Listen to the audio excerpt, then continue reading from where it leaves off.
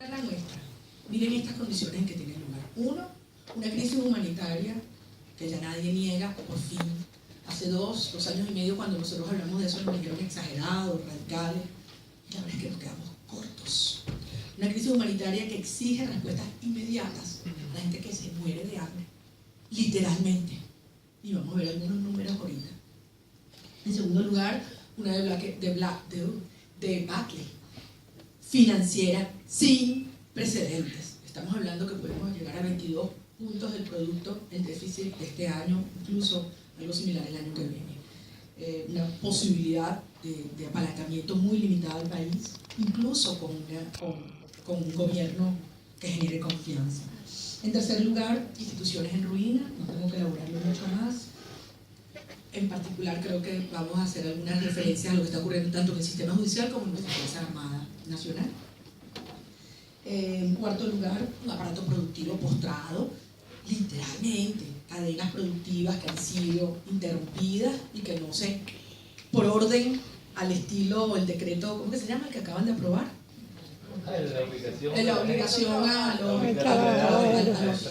empleados a irse a producir maíz donde agricultura. Y el 2667 de que Padrino López ordena la productividad de la gente. Él ordena la productividad del sector productivo. En quinto lugar, una crisis de seguridad interna y yo sé que hay especialistas en esta materia en el auditorio aquí hoy, podemos hablar sobre ese tema, pero hay zonas vastas del territorio nacional que hoy están bajo el control de grupos irregulares extranjeros y en los cuales ni siquiera la Fuerza Armada Nacional puede garantizar la presencia incluso del Estado.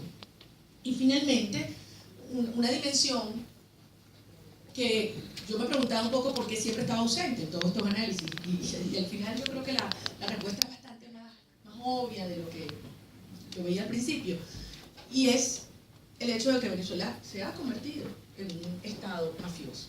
La penetración del crimen organizado internacional, y no solamente en las instituciones públicas, en los órganos del Estado, en otras áreas y sectores de la economía y de la sociedad venezolana, es aterrador. Y no podemos aislar esta dimensión de cómo concebimos la transición por los incentivos que allí se generan.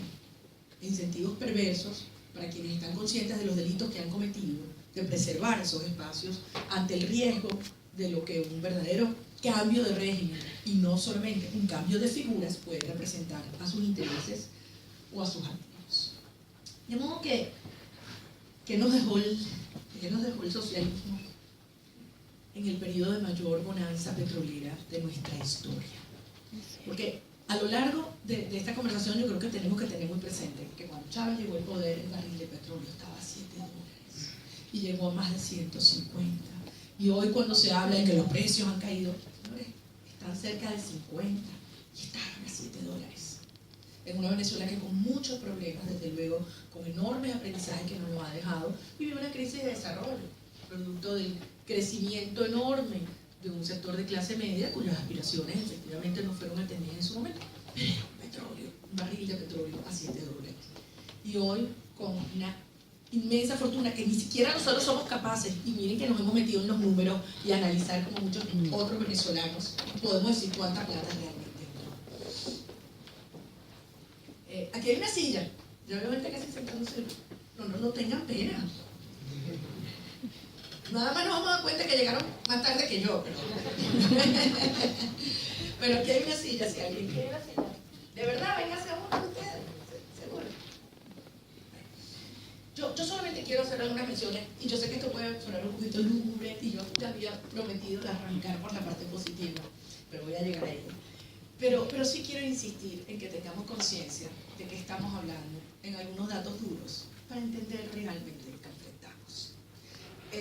En términos de empleadores, en el año 98 en Venezuela habían 611.000 empleadores. Hoy el 60% se ha destruido, se ha cerrado, y cada día que pasa se habla que pueden ser 300 más. En materia de industria, 2/3, 8.000 industrias han cerrado en estos años. En el sector agropecuario son 7 millones de hectáreas Pero son 114.000 familias humildes que vivían del trabajo en el campo, que han perdido sus ingresos. Ni hablar del sector agroindustrial, que hoy sabemos que por lo menos el 70% de la capacidad está paralizada, obsoleta.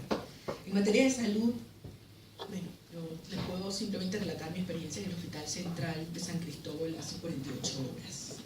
Es realmente una radiografía de un drama humano que significa que un médico tiene un ingreso básico de 13.800 bolívares.